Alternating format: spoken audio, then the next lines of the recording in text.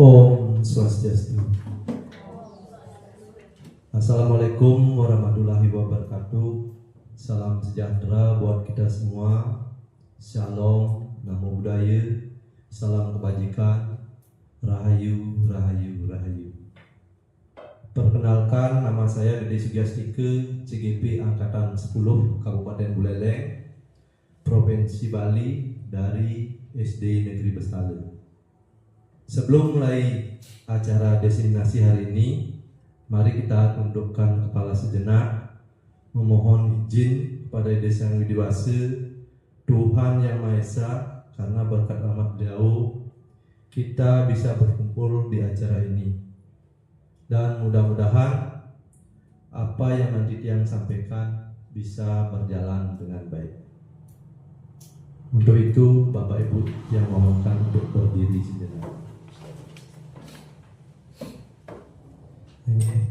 Berdoa Tiang pandu dengan keyakinan umat agama Hindu ya, dengan mengucapkan mantra Guru Puja dan mantra memulai kegiatan. Berdoa dimulai. Om Guru Brahma, Guru Wisnu, Guru Dewo Maheswara, Guru Saksat Param Brahma, Tasmai Sri Guru Namaha. Om Abhinamastu Namosida, Om Astu Dat Astu Swa.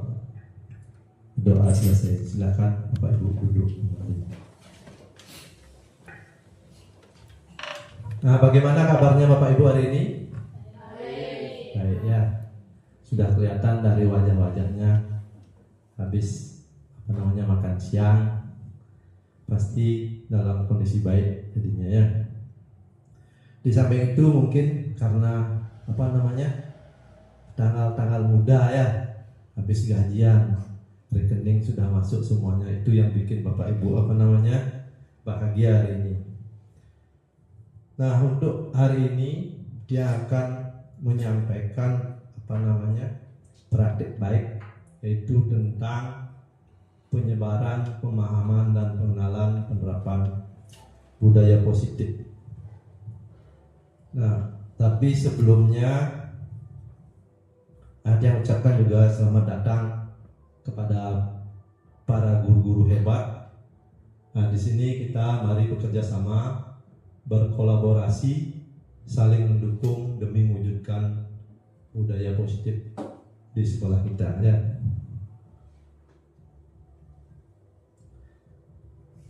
Nah, sebelum lanjut kita ice breaking dulu ya, biar tidak ngantuk, biar suasana otak kiri dengan otak kanan seimbang ya. Nah, di sini dia akan berikan ice breaking. Nah, Bapak Ibu kan sudah sering menyanyikan lagu dari Sabang sampai Merauke ya.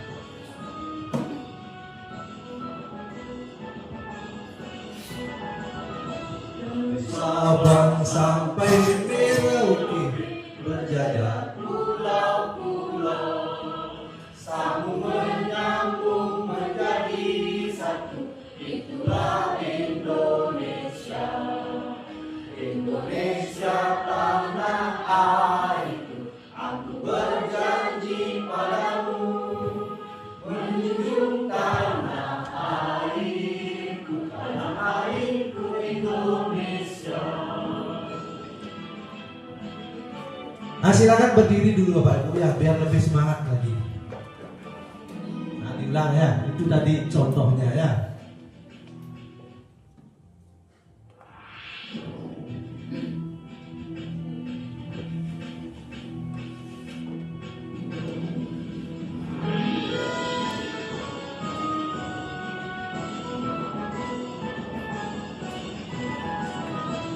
Dari Sabang sampai Merauke, berjalan pulau-pulau, sambung menyambung menjadi satu, itulah Indonesia. Indonesia tanah airku, aku berjanji padamu, menjunjung tanah airku, tanah air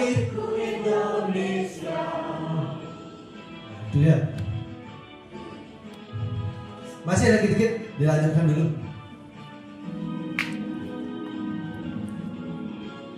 Bisa sampai melodi berjalan pulau-pulau, sambung menyambung menjadi satu. Itulah Indonesia, Indonesia tanah airku. Aku berjanji padamu menjunjung tanah airku Indonesia.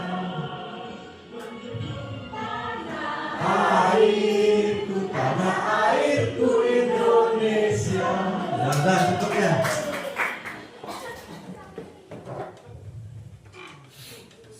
Nah itu tadi, bagaimana perasaannya? Sudah, kondisinya sudah normal ya. Nah sekarang apa yang Bapak Ibu ketahui tentang budaya positif di sekolah? Ada yang bisa menjawab?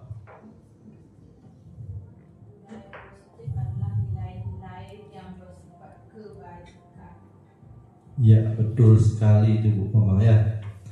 Nah kalau kita lihat, budaya positif itu kalau kita lihat dari akar katanya itu berasal dari dua kata, yaitu budaya dan positif. Ya, kalau budaya berasal dari bahasa Sanskerta, yaitu budaya, yang berarti segala sesuatu yang berkaitan dengan budi dan akal manusia.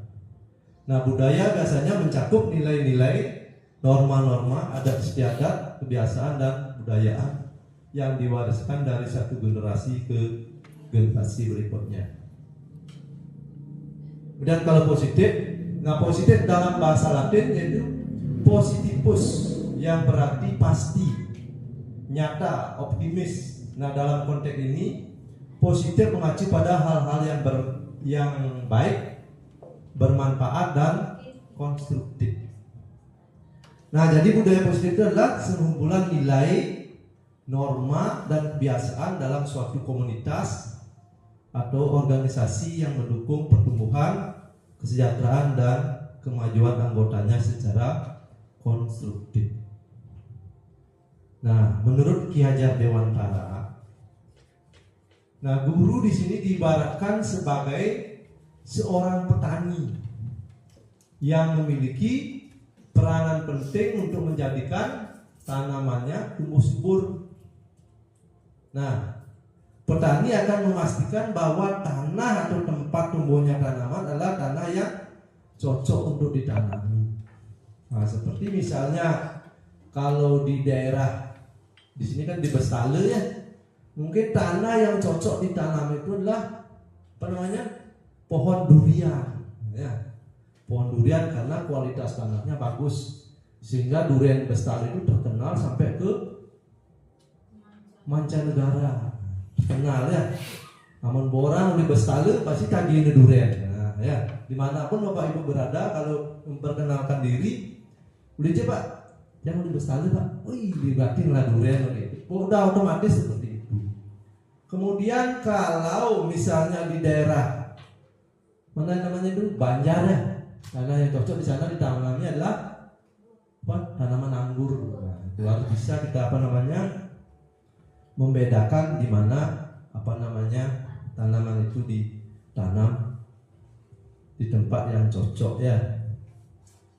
Nah, terus sekolah merupakan tempat bercocok tanam. Nah, di sini hendaknya dapat menyenangkan bagi murid. Menjaga murid juga, melindungi murid dari hal-hal yang bersifat negatif. Nah itu semuanya untuk membentuk karakter murid yang bagaimana? Yang sopan, yang bertanggung jawab, yang disiplin dan lain sebagainya. Nah cobalah amati lingkungan sekolah saat ini. Nah, bagaimana suasananya, bagaimana murid-murid saling berinteraksi, kemudian bagaimana guru saling bertegur sapa, bagaimana guru menyapa murid, Bagaimana guru menyelesaikan suatu permasalahan atau konflik antar murid. Nah, budaya positif di sekolah merupakan nilai-nilai keyakinan-keyakinan dan kebiasaan di sekolah yang berpihak pada murid agar murid dapat berkembang menjadi pribadi yang kritis, bertanggung jawab, dan penuh hormat.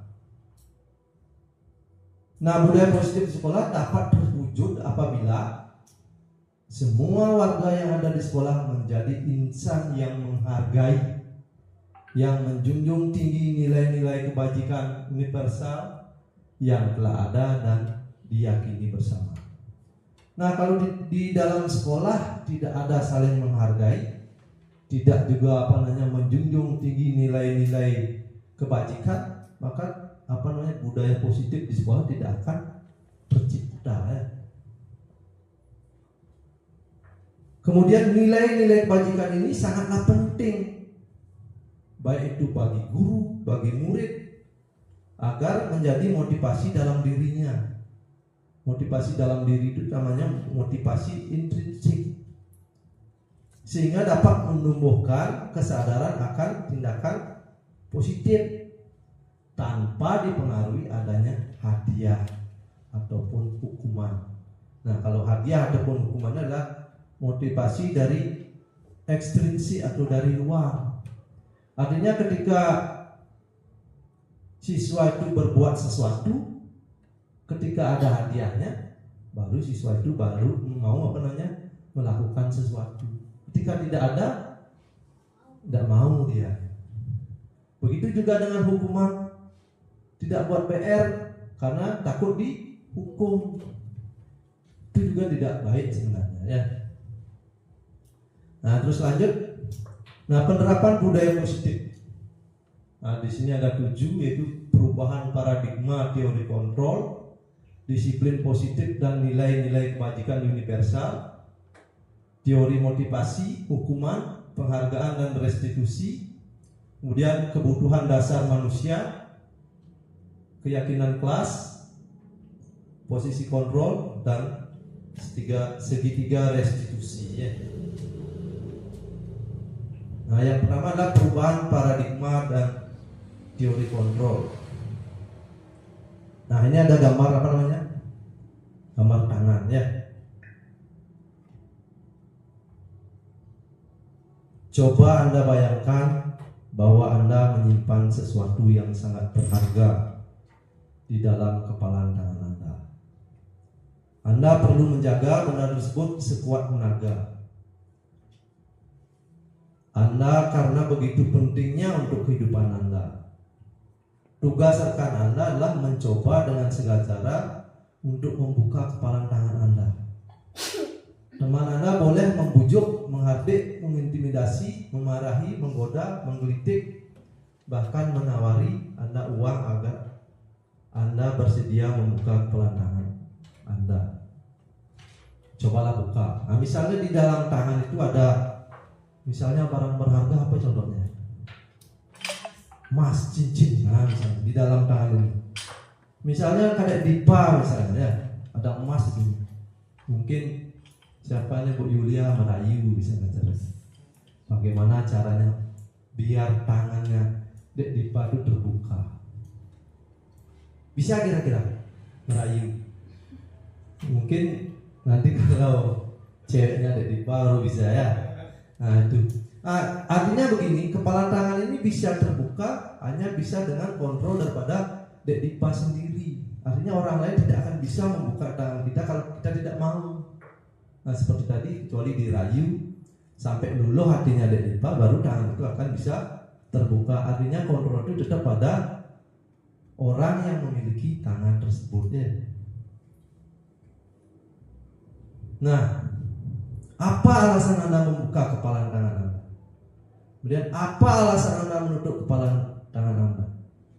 Nah, dalam kegiatan ini sesungguhnya siapa yang memegang kendali atau kontrol untuk membuka atau menutup kepala tangan? Nah, seperti tadi yang bilang itu kan, yang mengontrol adalah dirinya Kadek Dipa sendiri. walaupun sudah dirayu, diancam dan lain sebagainya, tapi kalau Dek Dipa tidak mau membuka, yang tetap tidak bisa terbuka. Nah, di sini sesuai dengan perubahan paradigma teori kontrol, kita sendiri yang memegang kontrol atas kepalan tangan kita. Apakah kita membuka atau menutup kepalan tangan kita, itu tergantung pada diri kita masing-masing, sesuai dengan kebutuhan dasar kita saat itu. Nah, teori kontrol menurut Dr. William Glasser. Ilusi guru mengontrol murid. Ilusi bahwa semua penguatan positif efektif dan bermanfaat. Ilusi bahwa kritik dan membuat orang merasa bersalah dapat menguatkan karakter. Ilusi bahwa orang dewasa memiliki hak untuk memaksa.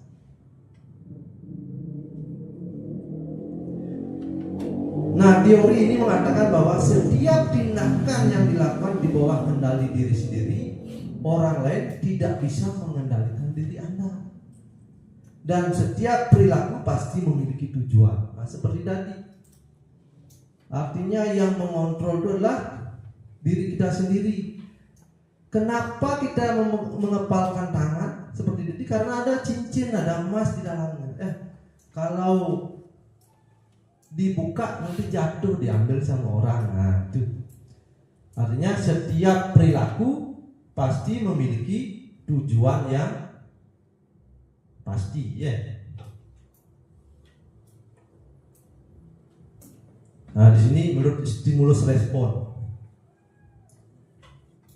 ada realitas atau kebutuhan kita sama. Dalam teori kontrol, realitas itu atau kebutuhan kita berbeda. Kemudian semua orang melihat hal yang sama. Di dalam teori kontrol, setiap orang memiliki gambaran yang berbeda. Kita mencoba mengubah orang agar berpandangan sama dengan kita. Dalam teori kontrol, kita berusaha memahami pandangan orang lain tentang dunia. Kemudian perilaku buruk dilihat sebagai suatu kesalahan. Di dalam teori kontrol, semua perilaku memiliki tujuan. Kemudian orang lain bisa mengontrol saya, hanya Anda yang bisa mengontrol diri Anda. Saya bisa mengontrol orang lain. Kalau di teori kontrol, Anda tidak bisa mengontrol orang lain. Kemudian kalau pemaksaan ada pada saat bujukan gagal, di dalam teori kontrol, kolaborasi dan konsensus menciptakan pilihan-pilihan yang baru. Kemudian kalau di dalam stimulus respon, model berpikir menang kalah, di dalam teori kontrol berpikir menang-menang. Nah, seperti misalnya contoh lain, mampukah kita di dalam berpresentasi gitu misalnya? Kita udah berpikir di awal kadang-kadang hidang sing, bisa enggak 1 jam? Nah, itu kadang-kadang pikiran kita. Tetapi dalam teori kontrol, kita pasti yakin bisa melakukan hal tersebut. Nah, seperti itu Bapak Ibu. Kemudian yang kedua adalah disiplin positif, nilai kebajikan. Nah, disiplin di sini kebanyakan orang menghubungkan kata disiplin dengan tata tertib, teratur atau peraturan, kepatuhan pada peraturan, hukuman. Nah, di dalam pikiran kita kalau sudah bilang disiplin, otomatis pasti dah terkait dengan tata tertib, peraturan, hukuman, itu ya. Nah, dalam budaya kita, makna kata disiplin dimaknai menjadi suatu yang dilakukan seseorang pada orang lain untuk mendapatkan kepatuhan. Nah, kita cenderung menghubungkan disiplin dengan ketidaknyamanan. Artinya ketika penerapan disiplin seseorang pada orang lain untuk mendapatkan kepatuhan, artinya untuk membuat orang lain turut kepada kita, kita cenderung membuat perasaan yang tidak nyaman, ya. Itu. Kemudian kita sebagai pendidik, tujuan kita adalah apa? Menciptakan anak-anak yang memiliki disiplin diri sehingga mereka bisa berperilaku dengan mengacu pada nilai-nilai kebajikan yang universal dan memiliki motivasi intrinsik, bukan ekstrinsik. Artinya begini Bapak Ibu, ketika orang itu berperilaku harus dari dalam dirinya, bukan dari luar. Seperti tadi yang dari luar itu adalah karena ada hukuman, karena ada penghargaan, ya. Harus dari dalam diri. Artinya kita misalnya sebagai guru, berarti kita harus datang pagi-pagi, datang tepat waktu. Misalnya kalau tidak jam 7 udah ada di sekolah, ya misalnya. Artinya itu sudah dari dalam diri kita, bukan harus harus ditegur lagi, gitu ya. Kemudian disiplin positif merupakan salah satu cara penerapan disiplin yang bertujuan untuk menumbuhkan kesadaran serta memberdayakan anak untuk melakukan sesuatu tanpa sogokan, tanpa ancaman maupun hukuman, ya. Itu tujuannya penerapan daripada disiplin positif. Artinya biar kita itu sadar. Kalau anak-anak juga biar bisa sadar sendiri, ya. Artinya kita menyuruh anak-anak misalnya dalam membuat PR misalnya, tanpa harus ada iming-iming siapa yang lebih dulu mengerjakan PR gitu misalnya, Bapak akan kasih nilai 100. Nah itu padahal salah, karena bisa mematikan motivasi anak. Ketika Ketika anak-anak itu tidak diiming-imingi dengan nilai 100 tadi. Begitu juga dengan adanya hukuman. Kalau tidak buat PR, nanti lari keliling lapangan sebanyak 100 kali. Nah, itu misalnya. Anak-anak biar tidak membuat PR itu dengan rasa takut dihukum, tetapi harus sadar dari dalam dirinya bahwasanya kewajiban sebagai seorang siswa ketika diberikan tugas oleh gurunya, ya harus mengerjakan tugasnya seperti PR tadi.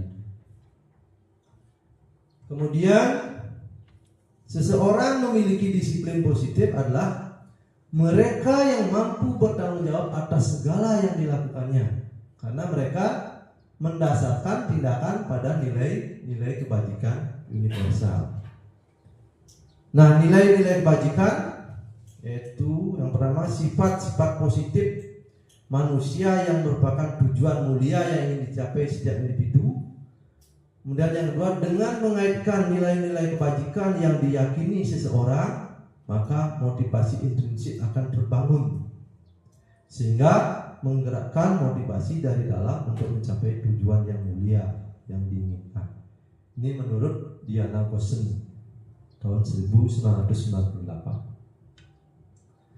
Nah, nilai-nilai kebajikan yang terdapat di dalam profil pelajar Pancasila yang pertama adalah beriman, bertakwa pada Tuhan Yang Maha Esa, dan berakhlak mulia. Kemudian yang kedua, mandiri. Ketiga, bernalar kritis.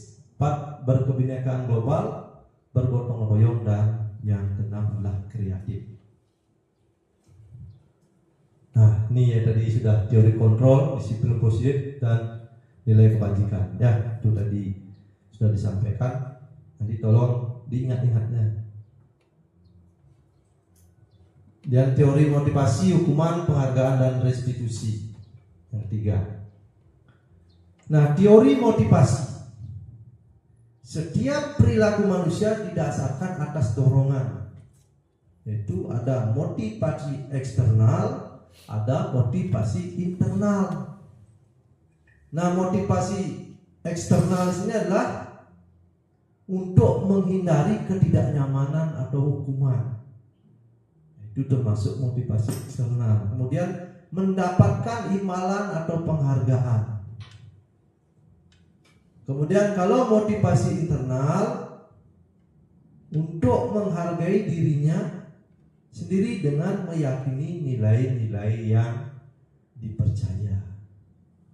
Nah, inilah motivasi internal inilah yang diharapkan kita tanamkan kepada peserta didik, bukan motivasi eksternal ya. Nah, menurut Bapak Ibu, motivasi manakah yang saat ini paling banyak mendasari perilaku murid-murid di sekolah?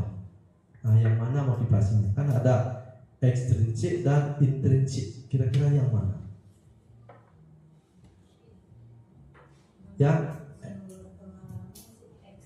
Yang ekstrinsik ya, pengalamannya ekstrinsik. Artinya seperti tadi, anak-anak mau membuat PR ketika ada sanksinya, ada hukumannya. Tuh ya. Jarang sekali memang murid-murid kita sudah tertanam dalam dirinya. Tapi sudah ada sih anak-anak yang seperti itu ya.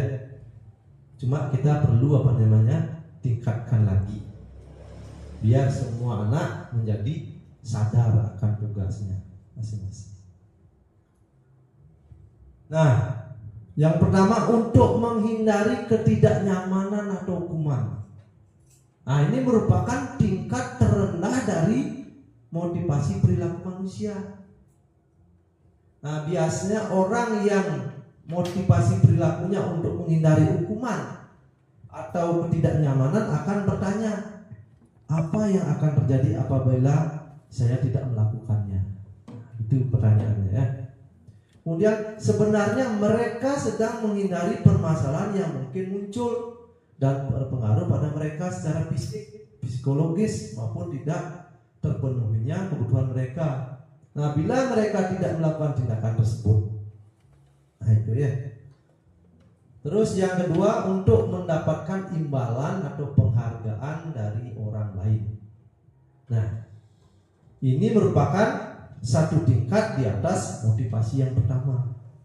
Berarti ini lebih baik dari yang pertama ya. Biasanya mereka bertanya, apa yang akan saya lakukan apa yang saya dapatkan apabila saya melakukannya. Mereka melakukan sebuah tindakan untuk mendapatkan pujian dari orang lain. Mereka juga melakukan sesuatu untuk mendapatkan hadiah atau pengakuan atau imbalan. Nah, seperti di sekolah misalnya, anak-anak rajin menabung ya, banyak-banyak minta uang untuk nabung. Tujuannya apa? Nanti di akhir tahun pas kenaikan kelas mendapatkan juara, mendapatkan hadiah. Begitu juga dengan anak-anak misalnya kalau ada gurunya rajin piket ya, bersih keliling lapangan, tapi ketika tidak ada gurunya ngelen-ngelen, bahkan kadang-kadang melihat sampah bisa jadi sampahnya itu ditendang ya. Artinya anak-anak itu melakukan sesuatu karena motivasinya adalah untuk dihargai oleh siapa? Oleh gurunya ya.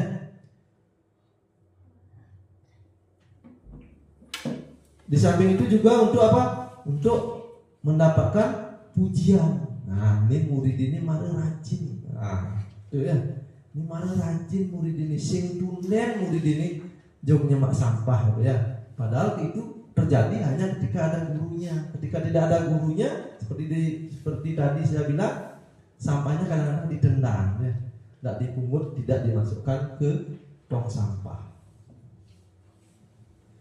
Kemudian yang ketiga, menjadi orang yang mereka inginkan dan menghargai diri sendiri dengan nilai-nilai yang mereka percaya.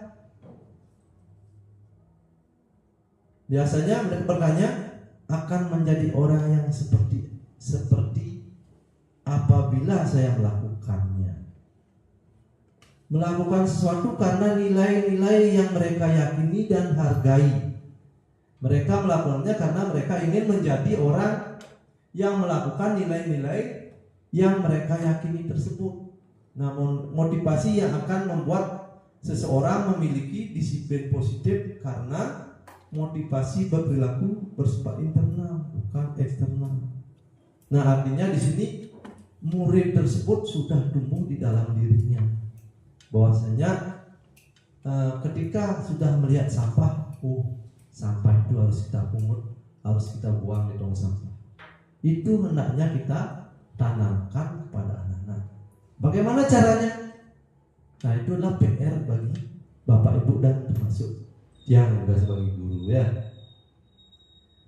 Kemudian tujuan. Nah, tujuan menanamkan motivasi pada murid-murid kita yaitu untuk menjadi orang yang mereka inginkan dan menghargai diri sendiri dengan nilai-nilai yang mereka percaya, yaitu nilai apa?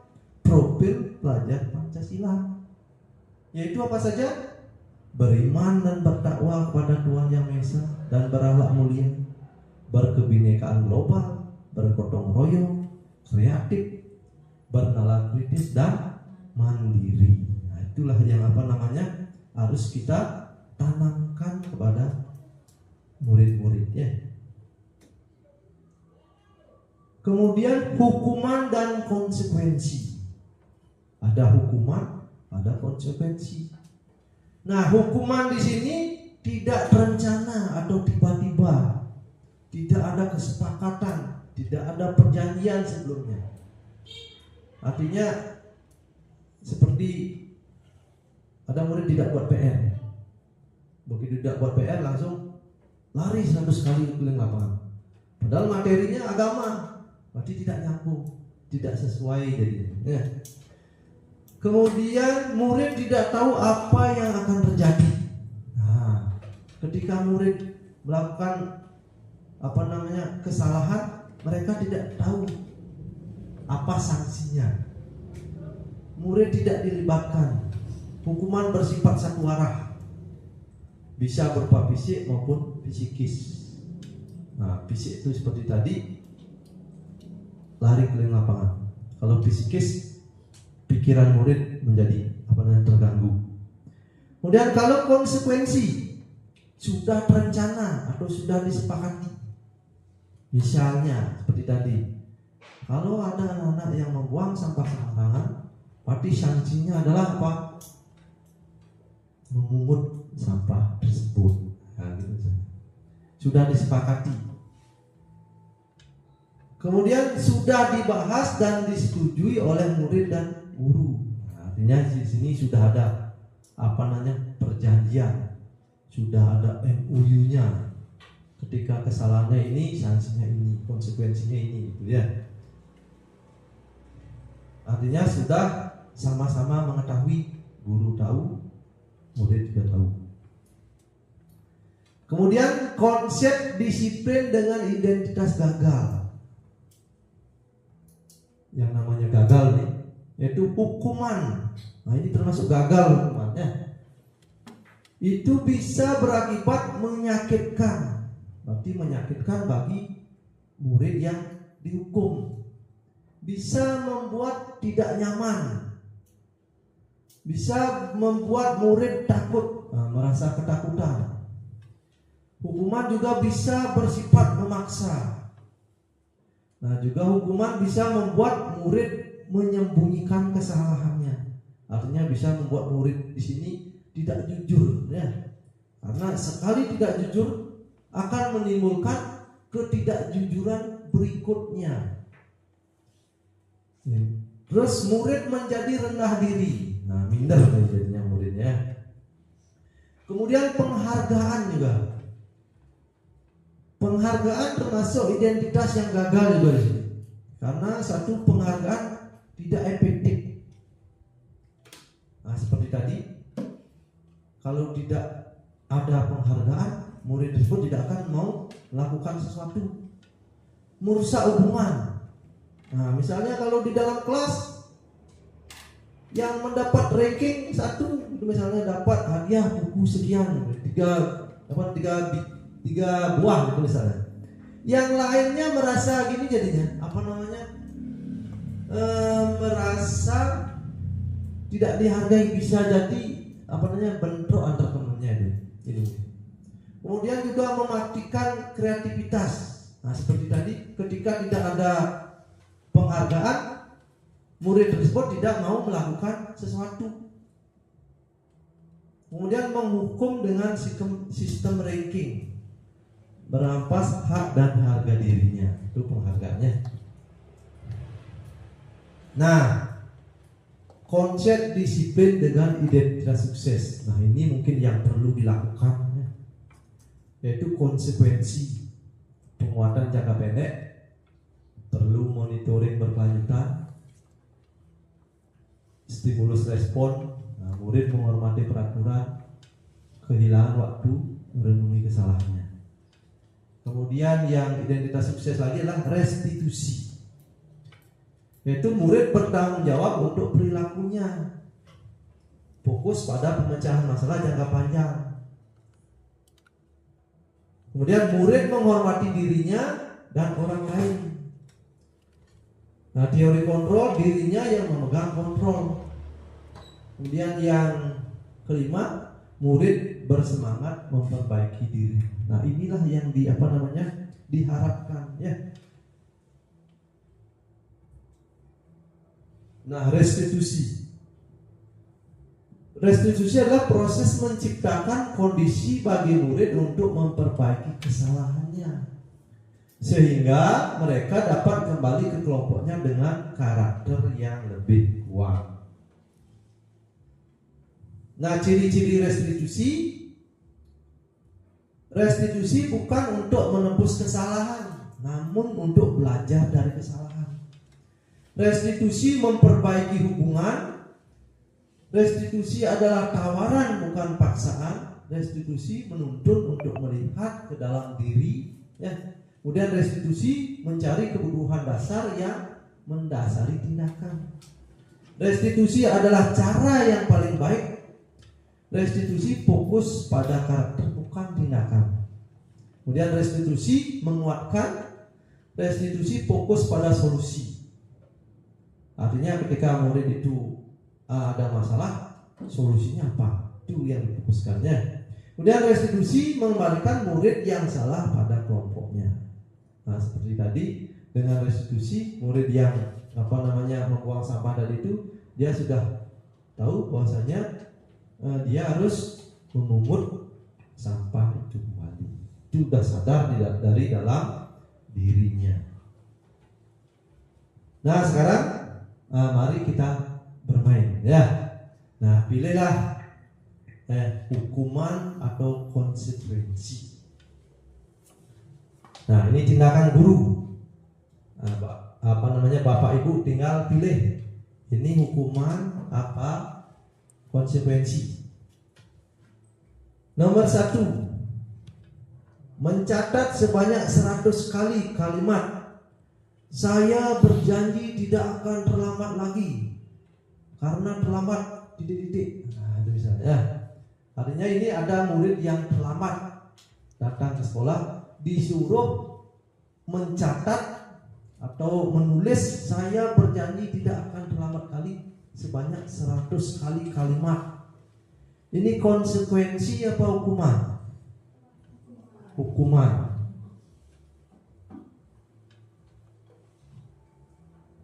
Ya, hukuman, betul sekali. Kemudian membersihkan tumpahan air karena tersenggol saat belajar. Konsekuensi apa hukuman? Konsekuensi. Ya, kita lihat. Ya, betul sekali, ya. Kemudian lari keliling lapangan sebanyak 2 kali karena terlambat 10 menit mengikuti pelajaran olahraga. Ini Pak Dedi nih, ya. Muridnya disuruh lari sebanyak 2 kali karena terlambat 10 menit mengikuti pelajaran olahraga. Artinya temannya sudah berlari nih, sudah selesai, udah mungkin pemanasan, baru datang terlambat nih, lari keliling lapangan. Apa? konsekuensi apa hukuman? Konsekuensi. Ya, betul. Kemudian yang keempat, murid tidak memakai sepatu seharian di sekolah karena tidak menggunakan sepatu warna hitam. Nah, ini artinya ada murid yang menggunakan selain sepatu warna hitam, misalnya sepatu yang berwarna putih. Sehingga murid disuruh tidak memakai sepatu seharian di sekolah. Hukuman apa konsekuensi? Hukuman. Nah, karena tidak ada perjanjian. Nah, tidak ada kesepakatan dengan muridnya ini, gurunya main, kamu tidak usah pakai sepatu di kelas gitu mungkin ya. Tadi dia hukuman. Salah sebentar. Berlari keliling lapangan karena lupa membawa masker pada saat Covid ini. Tidak membawa masker, hukuman karena tadi sudah kelihatannya. Ya, tertawa itu penting untuk jantung. Nah, ingat-ingat kembali ya, tadi sudah disampaikan teori kontrol, disiplin positif, nilai kebajikan, teori motivasi, hukuman dan konsekuensi, penghargaan dan restitusi. Ya, tolong diingat-ingat itu.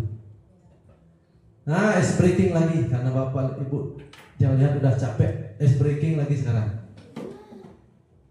Nah, silakan berdiri lagi ya. Biasanya bapak-bapaknya senang berdiri.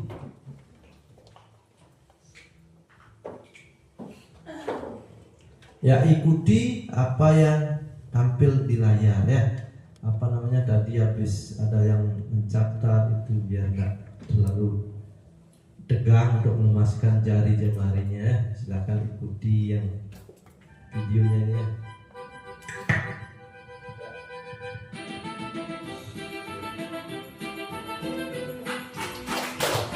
Semangat, semangat.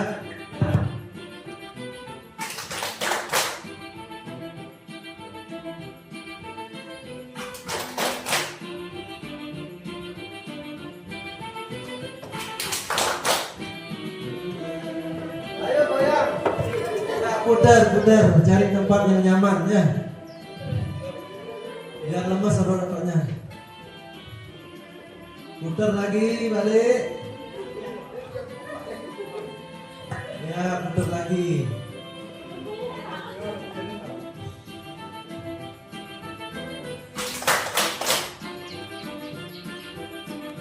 Ya, megal-megol dikit ya, goyang dikit.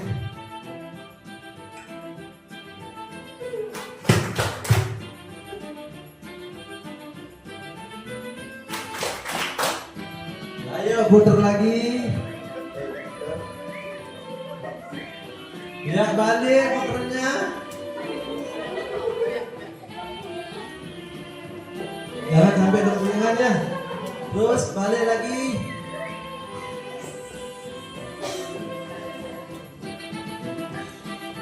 Sampai cepat nih.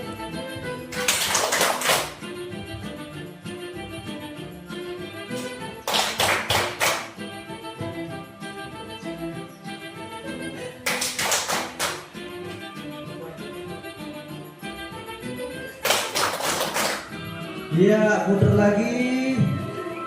Goyangnya. Balik.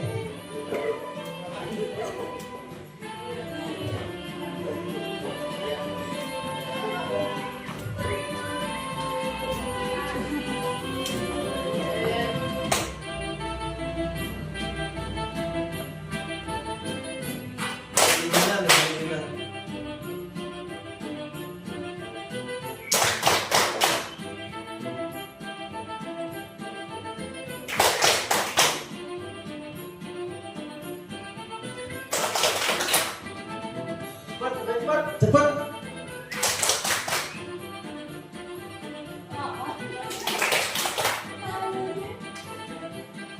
Ayo cepat.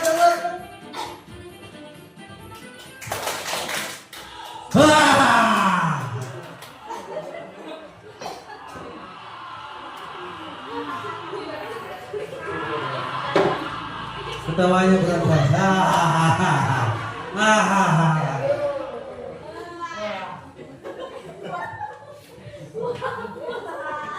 Baiklah Bapak Ibu, kita lanjutkan ke 4 kebutuhan dasar manusia. Nah, menurut William Glasser, seluruh tindakan manusia memiliki tujuan tertentu untuk memenuhi kebutuhan dasarnya.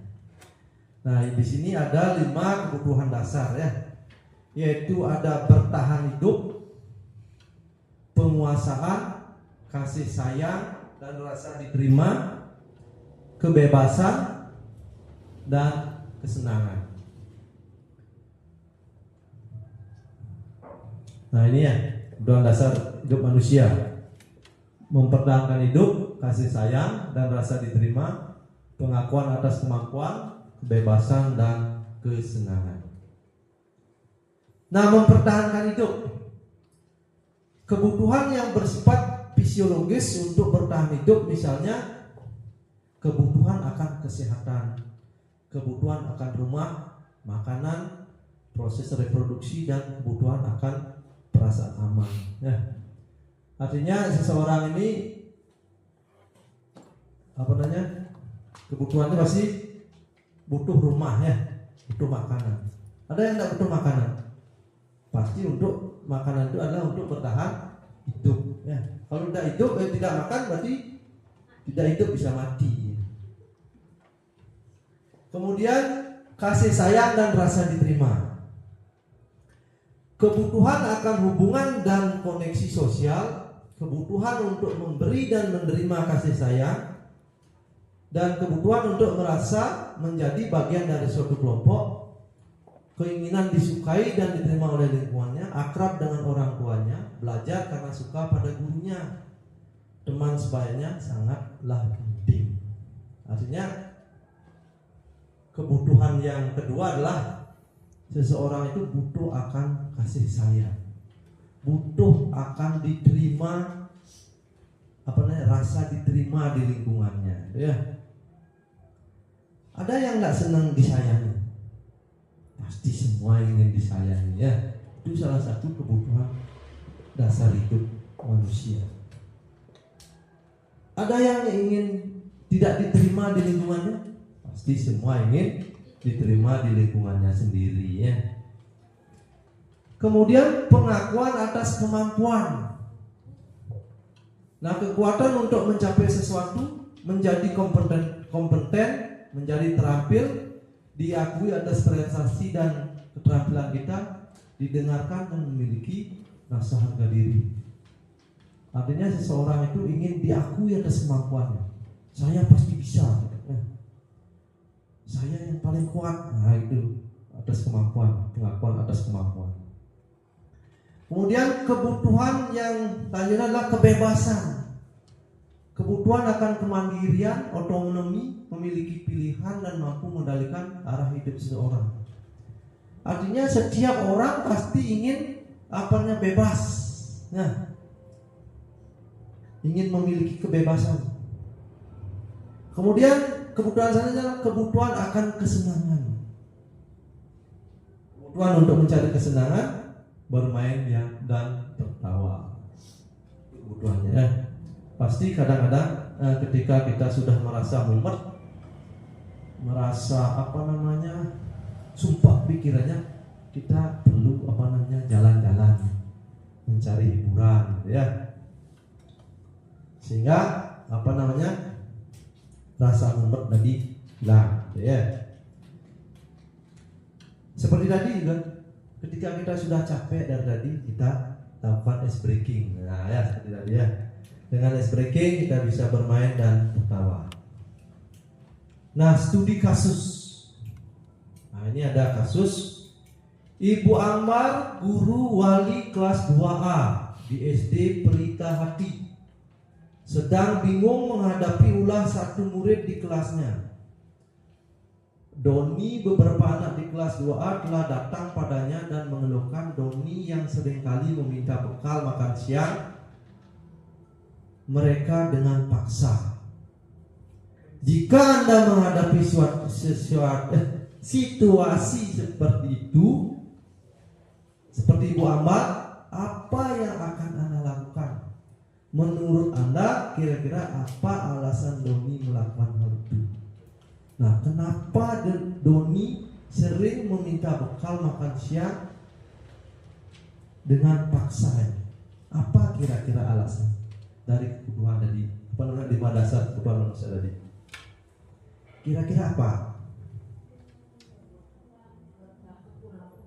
Bisa jadi karena tidak memiliki bekal. Artinya untuk bertahan hidup kelaparan ini dong nih cerita. Bisa jadi seperti itu. Kemudian bisa jadi apa lagi? Bisa jadi ingin mendapat pengakuan. Ya. Terus apa lagi kira-kira?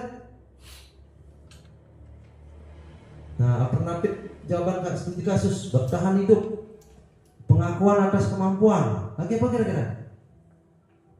Nah, butuh kasih sayang. Nah, sebenarnya ingin diperhatikan. Nah, yang kelima adalah keyakinan kelas. Mengapa keyakinan kelas? Mengapa tidak peraturan kelas saja? Nah, ya. Mengapa? Kalau keyakinan kelas adalah sudah disepakati antara guru dan murid. Kalau peraturan kelas belum disepakati, ya. Artinya bisa bersifat memaksa, gitu ya. Nah, keyakinan kelas merupakan nilai-nilai baik yang disepakati bersama antara siswa atau murid dengan guru. Nah, siswa akan lebih tergerak dan bersemangat untuk menjalankan keyakinannya daripada hanya sekedar mengikuti serangkaian peraturan tertulis tanpa makna. Tuh ya, dilarang membuang sampah sembarangan. Nah, kayak gitu. Tetapi kalau dengan keyakinan adalah berbeda, ya. Kemudian peraturan dibuat oleh sekolah atau guru saja sehingga murid cenderung melaksanakan peraturan berdasarkan motivasi eksternal saja, yaitu berupa ketakutan akan hukuman dan juga keinginan untuk mendapatkan penghargaan. Keyakinan kelas itu dibuat oleh murid dengan pendampingan dari guru sehingga timbul motivasi dari dalam diri murid sendiri sehingga perilaku disiplin positif bisa tercipta dengan baik. Nah, keyakinan kelas, pembentukan keyakinan sekolah atau kelas yang pertama adalah keyakinan kelas bersifat lebih abstrak daripada peraturan yang lebih rinci dan konkret. Keyakinan kelas berupa pernyataan-pernyataan universal. Pernyataan keyakinan kelas senantiasa dibuat dalam bentuk positif. Kemudian keyakinan kelas hendaknya tidak terlalu banyak sehingga mudah diingat dan dipahami oleh semua warga kelas. Kemudian keyakinan kelas sebaiknya sesuatu yang dapat diterapkan di lingkungan tersebut. Semua warga kelas hendaknya ikut berkontribusi dalam pembuatan keyakinan kelas lewat kegiatan curah pendapat. Kemudian yang terakhir adalah bersedia meninjau kembali keyakinan kelas dari waktu ke waktu. Nah, misalnya ini adalah salah satu keyakinan kelas, artinya yang sudah disepakati antara guru dengan murid, yaitu misalnya religius, disiplin, bersifat positif, peduli lingkungan, dan toleransi. Nah, keyakinan kelas misalnya yang religius, yang mana termasuk religius? Mengucapkan salam ketika masuk atau keluar kelas, berdoa sebelum dan sesudah kegiatan pembelajaran. Nah, itu termasuk religius. Kemudian disiplin, datang tepat waktu ke sekolah, mengerjakan tugas tepat waktu. Bersikap positif, berbicara dengan sopan, meminta izin saat meminjam barang milik teman, bertanya jika ada yang belum dipahami. Itu termasuk bersikap positif. Kemudian kalau toleransi, menghormati guru dan siswa, berteman dengan semua siswa, membantu teman jika mengalami kesulitan, bekerja kelompok dengan sehat, menghargai orang.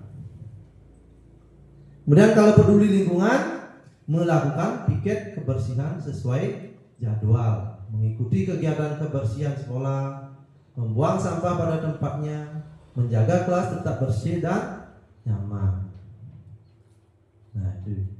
Dan yang keenam adalah posisi kontrol. Nah, ini menurut Diana Gossen dalam bukunya Restituting School Discipline tahun 1998 mengungkapkan bahwa guru perlu meninjau kembali penerapan disiplin dalam ruang-ruang kelas mereka selama ini. Nah, 5 posisi kontrol, yaitu yang pertama ada penghukum, yang kedua pembuat merasa bersalah, 3 teman, 4 pemantau, dan yang kelima adalah manajer. Nah, penghukum, seorang penghukum bisa menggunakan hukuman fisik maupun verbal. Penghukum biasanya nada suara tinggi, bahasa tubuh, mata melotot, jari menunjuk dan menghardik. Nah, itu contohnya penghukum. Ambil sampahnya itu, matanya melotot, tangannya menunjuk tuh ya. Kemudian murid marah dan mendendam atau bersifat agresif. Nah, misalnya ini posisi hukum, patuhi aturan saya atau awas, ada gitu ya. Kamu selalu saja salah. Nah, itu contohnya. Dampaknya adalah murid menjadi pendendam, tidak menyukai guru atau pelajaran yang diampu. Kemudian yang kedua pembuat merasa bersalah. Nah, posisi ini biasanya guru akan bersuara lebih lembut. Murid akan merasa bersalah telah mengecewakan ibu atau bapak gurunya ya. Misalnya, tadi ibu sangat kecewa sekali dengan kamu. Nah, itu contohnya. Tapi sehingga murid itu merasa dirinya bersalah. Dampaknya bagaimana? Membuat murid merasa bersalah. Ini termasuk identitas yang gagal. Kemudian murid merasa rendah diri dan menarik diri dari lingkungan. Kemudian teman.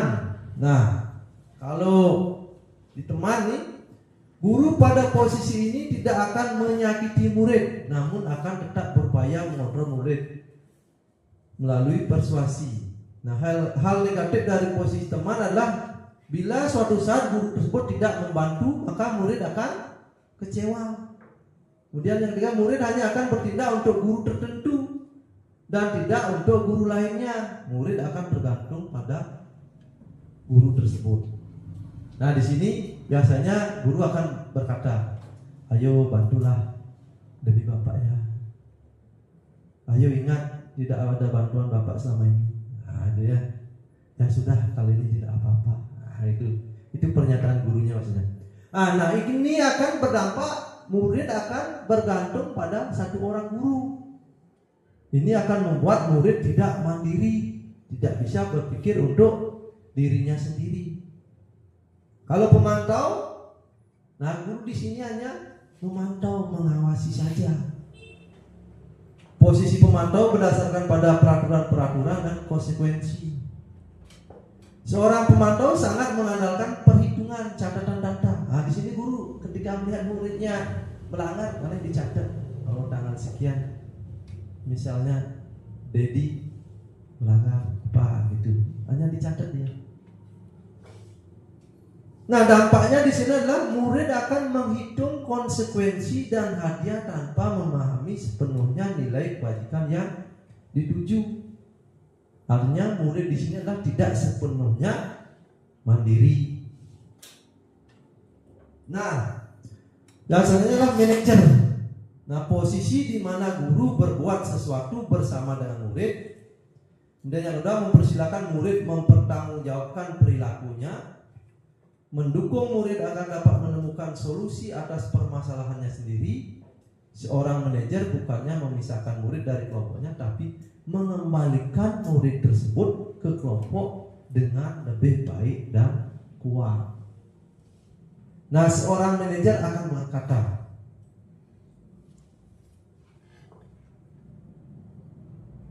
apakah kamu bersedia memperbaikinya? Nah, itu ya. Apa rencana kamu untuk memperbaiki kesalahan kamu? Nah, itu misalnya. Nah, dampaknya murid menjadi mandiri. Artinya murid itu sudah menemukan solusinya sendiri. Ketika misalnya murid itu membuang sampah sembarangan, dia akan udah tahu solusinya adalah, oh saya akan memungut sampah tersebut. Itu. Kemudian percaya diri dan dapat memecahkan masalah. Itu dampaknya. Ini sangat bagus ya. Makanya diharapkan di sini adalah gurunya bertindak sebagai manajer. Ya. Nah, posisi kontrol guru yaitu ada sebagai penghukum, pembuat rasa bersalah, teman, pengawas, dan manajer. Ya, bisa misalnya tindakannya. Kalau sebagai penghukum memarahi, kalau pembuat rasa bersalah mendiamkan, kalau teman membuat permakluman, kalau pengawas atau pemantau memantau dan mencatat, kalau manajer bertanya dan membuat kesepakatan. Itu tindakannya. Kalau penghukum perkataannya bagaimana? Kalau kamu, nah, ya, agak keras nadanya. Kalau di pembuat rasa bersalah lembut gitu. Ibu kecewa sama kamu. Nah, tapi murid merasa dirinya menjadi bersalah. Kalau teman, ya lakukanlah ini demi bapak, lakukanlah ini demi ibu. Nah, kalau pengawas, kamu sudah tahu aturannya kan? Konsekuensinya udah tahu kan? Kalau manajer, apa sebenarnya harapanmu? Nah, itu ya. Kalau akibat, murid tidak peduli dengan gurunya. Kalau rasa bersalah, murid merasa bersalah, merasa bodoh, merasa nakal. Kalau teman, merasa guru adalah teman yang bisa memaklumi kesalahannya. Murid mempertanyakan konsekuensi perbuatannya. Kalau manajer, apa yang bisa saya lakukan untuk memperbaikinya? Pola perilaku. Nah, kalau penghukum perilaku melanggar yang berulang sebagai bentuk perlawanan, ya. Nah, kalau rasa bersalah, rendah diri, teman menjadi remeh, orientasi pada ganjaran dan hadiah, disiplin dari dalam diri. Nah, itu kalau manajer. Nah, lanjut ke restitusi. Nah, segitiga restitusi, yaitu ada 3. Ya. Ada menstabilkan identitas, validasi tindakan yang salah, menanyakan keyakinan. Nah, kalau pada saat menstabilkan identitas, biasanya guru berkata, berbuat salah itu hal yang manusiawi. Tidak ada manusia yang sempurna. Setiap permasalahan pasti ada solusinya. Ya. Kalau validasi kebutuhan, biasanya guru berkata, kamu bisa saja melakukan hal yang lebih buruk, tapi kamu tidak melakukannya kan? Kamu pasti punya alasan mengapa melakukannya. Nah, itu.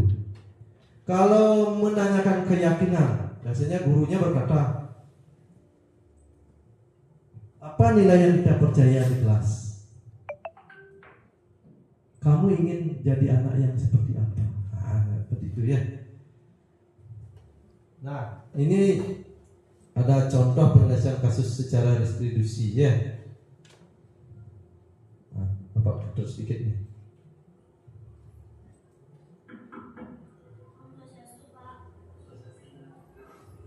Nah, ini kira-kira posisi kontrol sebagai apa gurunya ya?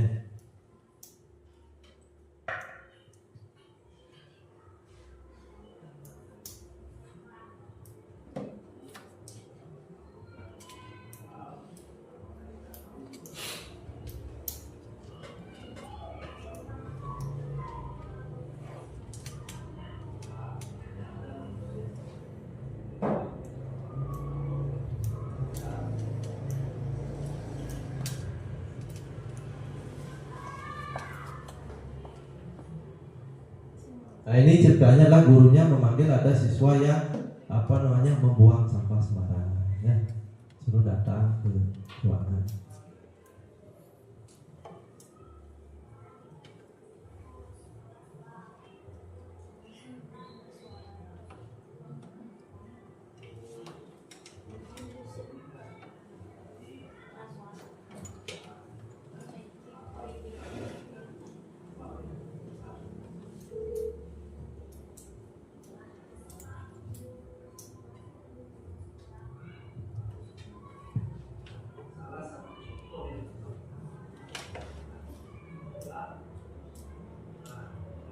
Artinya di sini siswa nanti saya akan pungut sampahnya Pak. Dari siswa sendiri itu. Kira-kira posisi kontrol apa itu gininya? Posisi kontrol sebagai apa? Sebagai manajer, ya, tepat sekali, sebagai manajer ya. Nah, karena sudah melakukan langkah-langkah segitiga restitusi ya. Nah, menstabilkan identitas, tadi gurunya sudah menanyakan bagaimana kabarnya. Nah, tidak ada manusia yang sempurna. Bapak juga pernah melakukan kesalahan seperti itu. Nah, kemudian dari siswanya juga, maafkan Ika Pak, karena tadi Ika buang sampah sembarangan. Nah, kemudian solusinya, keyakinannya. Nah, kira-kira apa yang bisa Ika lakukan untuk mengatasi permasalahan yang tadi telah Ika lakukan? Itu merupakan menanyakan keyakinan kelas ya. Nah, ini adalah tanggapan dari siswanya.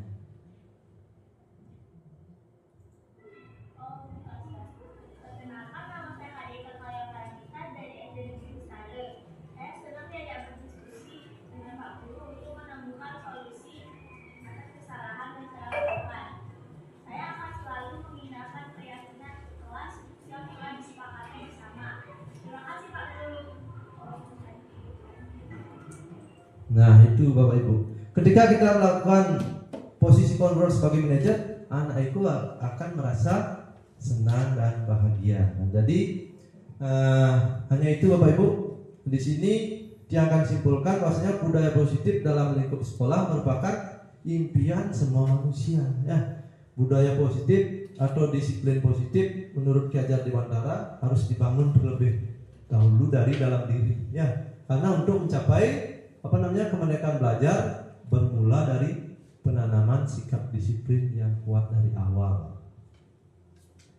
Nah, dan selalu kita mengingat adalah teori kontrol, disiplin positif, nilai kebajikan, teori motivasi, hukuman, konsekuensi, penghargaan, restitusi, kebutuhan dasar, keyakinan kelas, posisi kontrol, dan restitusi. Nah, sampai di sana Bapak Ibu ada yang ditanyakan? Sudah pas ya? Ya, sudah. Nah, akhirnya terima kasih, salam dan bahagia ya. Nah, karena penyampaian sudah selesai, yang akhiri dengan para masyarakat. Om Santi Santi Santi Om.